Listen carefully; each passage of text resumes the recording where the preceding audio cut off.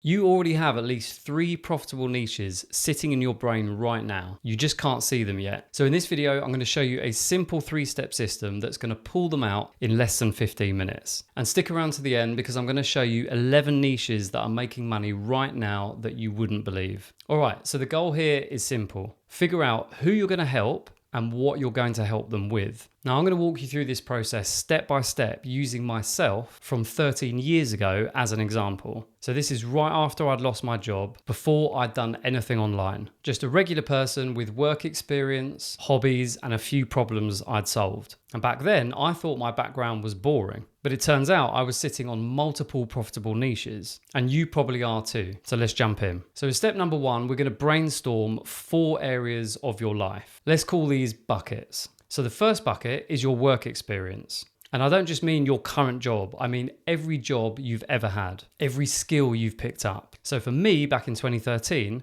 that was account management, sales, new business development, IT engineering, and even being a chef. Now, if you're thinking, nobody wants to learn from me, well, you are wrong, because someone out there right now is trying to get where you are. So just write down every job you've had, every skill you've learned, every responsibility you've had. Don't filter anything out, just brain dump it all. Now, the second bucket is all about things you've studied or learned. And this isn't just formal education. This is everything. Books you've read, courses you've taken, YouTube rabbit holes you've gone down. So for me, that was sales techniques, cold calling, weight loss, intermittent fasting, personal development, sleep optimization, and meditation. Now, some of that I learned in a formal classroom setting, but most of it I learned because I had a problem and I just obsessed over fixing it. And here's the key. If you spent time learning something, that means you had a problem you were trying to solve. And if you had that problem, there are thousands of other people that have it too. So write down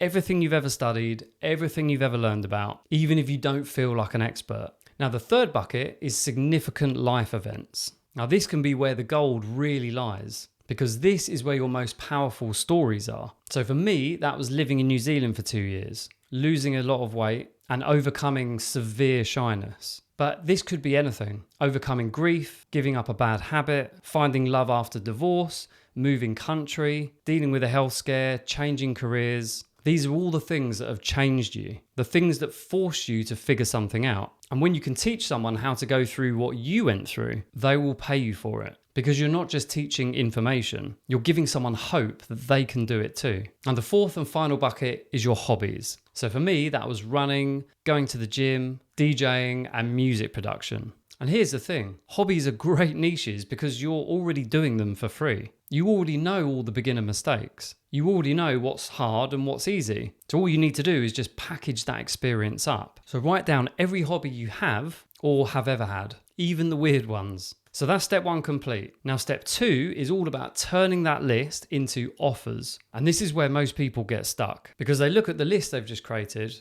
and they think, okay, cool, but how do I make any money from this? So here's what you do. Go through all your answers from step 1 and think about the problems you've overcome and the results you've achieved. Then you turn that into what we call an offer statement using this simple formula. I help person to achieve outcome. So let's use my work experience as an example. I could say, I help new business managers hit their monthly targets consistently. I help first-line IT engineers become second-line IT engineers. You see how specific that is? I'm not saying I help people with their careers because that's too vague. I'm saying exactly who I help and exactly what result they get. Let's try another bucket. Things I've learned. So I could say, I help cold callers increase their booked appointments. Let's try life events. I help backpackers find permanent accommodation in New Zealand. And finally, for the hobbies bucket, I could say, I help beginners learn how to DJ. Now, here's what I want you to notice. Every single one of these is a problem that I personally overcame or a result that I personally achieved. And that's critical. The ideal situation is that you've done this yourself because when you have, you've got the stories, the credibility, and the proof that comes from personal experience. But here's the reality. You don't need to have personally experienced everything you teach. But what you do need is direct involvement. So here's what I mean. Maybe you've achieved a result for a client. Maybe you've guided someone through a process. Maybe you've figured out a solution, even if it was for someone else's situation. The key is you were there. You saw it work and you know how to make it happen. And that's what gives you the authority to teach it. Okay, now we have a list of niches and potential offers. Let's move on to step 3 and actually pick one. And this is where a lot of people freeze up because they want to pick the perfect niche and they want to know for sure that it's going to work before they commit. But here's the truth. You can't know until you actually do it. So I recommend you pick one based on these 3 questions. Question number 1, which one appeals to you the most? Question number 2, which one do you think you could stick with for a minimum of 90 days?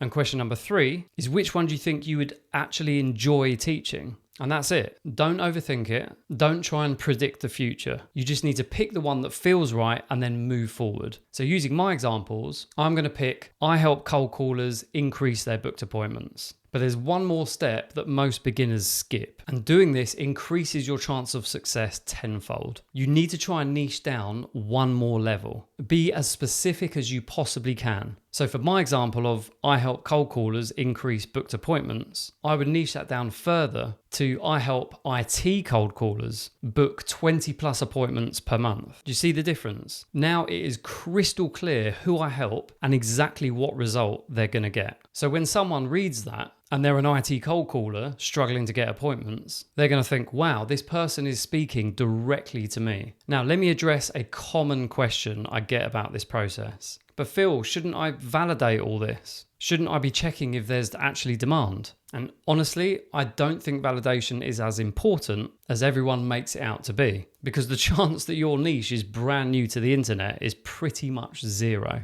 Someone somewhere is already teaching it or selling a product on it or talking about it. But if you really want to check, here's what you do. Go to YouTube and search for your niche. If there are videos with decent views about it, there's demand. Go to Amazon and search for books about your niche. If there are books, there's demand. Go to Google and search for websites and blogs about it. And if there are websites and blogs, there's demand. But here's what I really want you to understand. Competition is good because competition means that there's money to be made.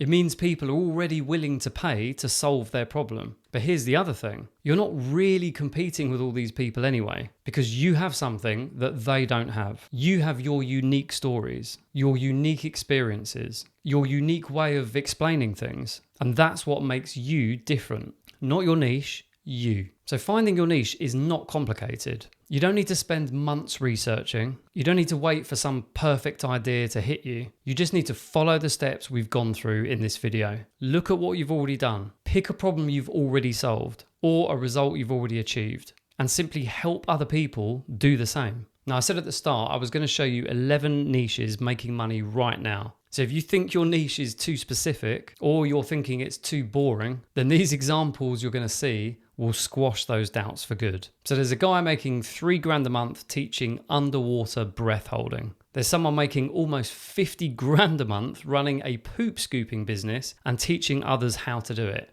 Yes, poop scooping.